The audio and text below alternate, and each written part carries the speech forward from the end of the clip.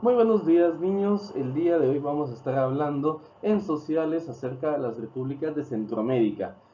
Para ubicarnos un poquito en el tiempo, aquí estamos hablando de principios de, de 1800. Estamos hablando después de las independencias, después de que la Federación de Provincias Centroamericanas se consolidó y aún después de que las provincias de Centroamérica hayan decidido de desintegrarse y formar cada una un estado propio, independiente.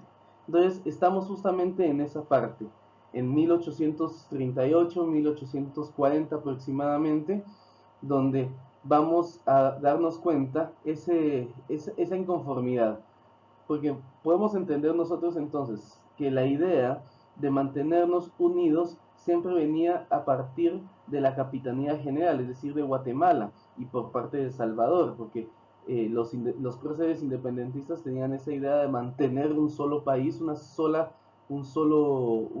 región, pero los intereses de otros sectores de Centroamérica no compartían la misma ideología. Entonces, ellos pretendían separarse. Entonces, de ahí es donde surge esto. Y podemos darnos cuenta justamente con los países de Centroamérica, entonces, que cada quien crea su constitución política, cada quien organiza su estado y se basa en la organización que habían pretendido sobre la federación, se basa siempre en tres poderes, en el legislativo, el ejecutivo y el judicial.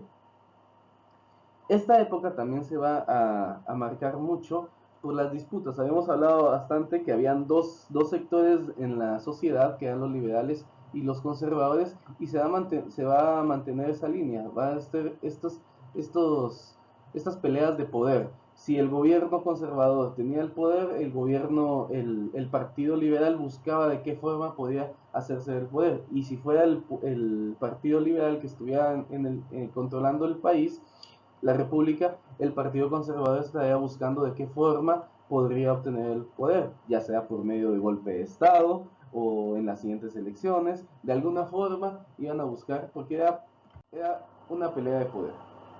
Las repúblicas centroamericanas, como estábamos mencionando, se va a mantener esa lucha de civiles que en algunos momentos hasta guerras se empezaron a provocar, porque había también parte, como les estaba mencionando, de Guatemala, El Salvador principalmente y Honduras, parte de Honduras, eran los países que buscaban mantener la federación, mantener la unión centroamericana. Mientras tanto eran otros, Nicaragua, Costa Rica y también parte de Honduras no estaban dispuestos a eso. Entonces, incluso desde El Salvador hubo alguna campaña que quiso venir a conquistar a Guatemala para poder unificarlo, pero sin mucho éxito. Entonces, ya siendo cada uno de los países independientes, vamos a ver las partes más relevantes de la historia de estos países o puntos muy específicos de cada uno de los países. Por ejemplo, vamos a encontrar que Nicaragua va a ser el primer país que se independizó, que se separó de la Federación Centroamericana, y lo hizo el 30 de abril de 1838, siendo su primer presidente Evaristo Rocha.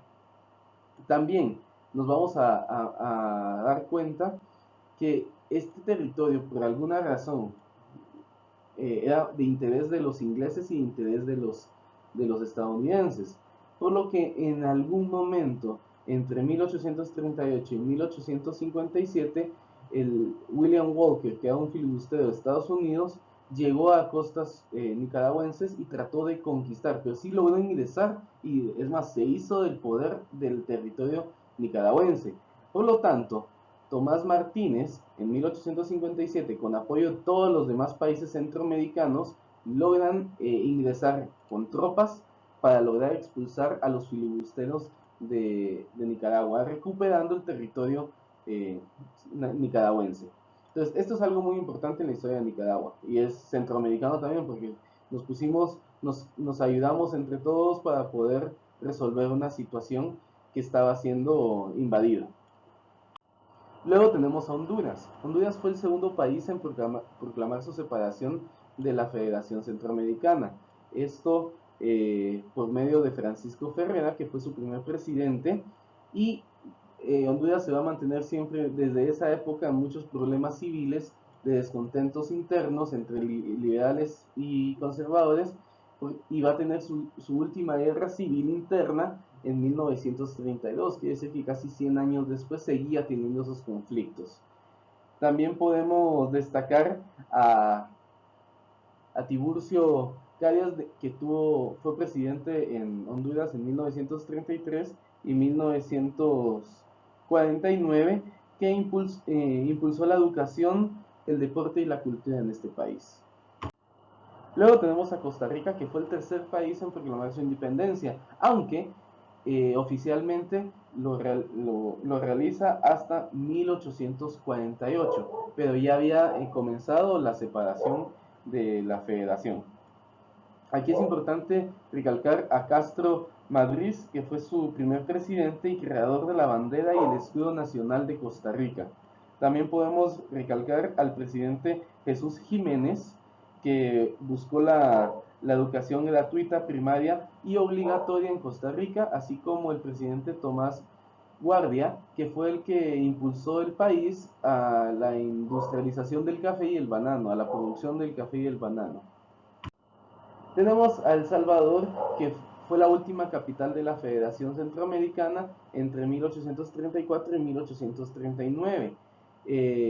La Asamblea Nacional, que ahí estaba fungiendo, decreta en 1838 la libertad de gobernanza de cada una de las provincias, dando por terminada la Unión Centroamericana. Esto fue el inicio de las repúblicas centroamericanas. Y El Salvador termina el periodo y se independiza o proclama la independencia absoluta el 1 de febrero de 1841, siendo su primer presidente Juan Lindo. Por último, Guatemala, que declara su separación de la Federación Centroamericana hasta el 21 de marzo de 1847, con el general Rafael Carrera, que era de parte del Partido Conservador, lo decreta como una república independiente en esta fecha. Los gobernantes liberales, o el Partido Liberal, busca hacerse del poder a la fuerza, ya que el Partido Conservador no lo permitía, con la Revolución Liberal en 1871, liderada por Miguel García de Granados y Justo Rufino Barrios, siendo Miguel García de Granados el presidente que iniciaría el periodo liberal en Guatemala, y en 1873 sería el siguiente presidente, general Justo Rufino Barrios, que gobernó desde 1873 hasta 1885.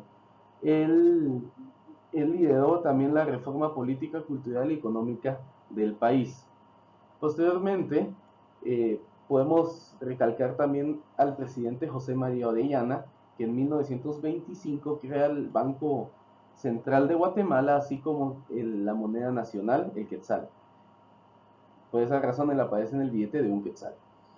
En 1931 se hace del poder el general Jorge Ubico Castañeda, quien instauró una dictadura que duró hasta 1944. Aunque en el tiempo de él se pudo ver avances en la infraestructura del país, porque construyó mucho servicio público, el Palacio Nacional, el edificio de la policía, el aeropuerto antiguo, la Aurora, y algunas otras obras públicas, que terminó su periodo en 1944 por protestas de la población guatemalteca. Es decir, la población guatemalteca salió a las calles a protestar y él decidió renunciar a su mandato.